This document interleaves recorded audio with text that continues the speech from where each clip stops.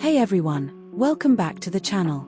Before we get into the review, I've linked this phone below at a great price, and right now it also comes with a $350 Amazon gift card when you order, so check that out first. Today we're looking at the Samsung Galaxy Z Fold8, Samsung's newest foldable phone, and this one is genuinely impressive.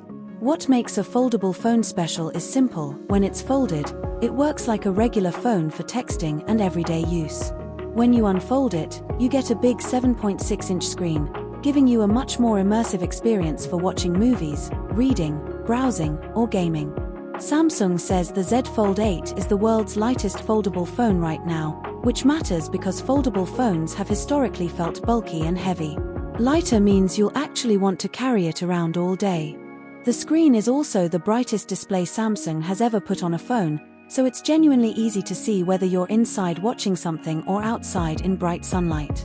There's a clever camera feature called My FanCam, which lets you record a wide video and then automatically reframe it to keep your subject centered, making it easy to create ready-to-share social media clips without needing to edit much afterward.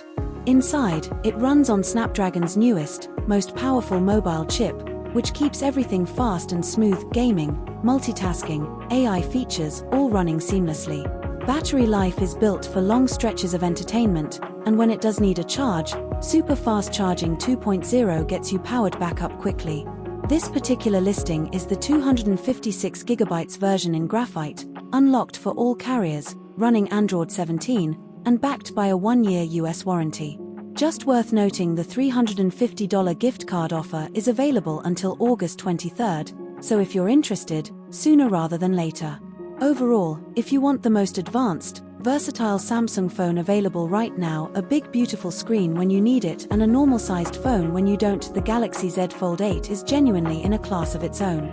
I'll leave the link to this phone in the description below if you want to check the current price. Thanks for watching, see you in the next one.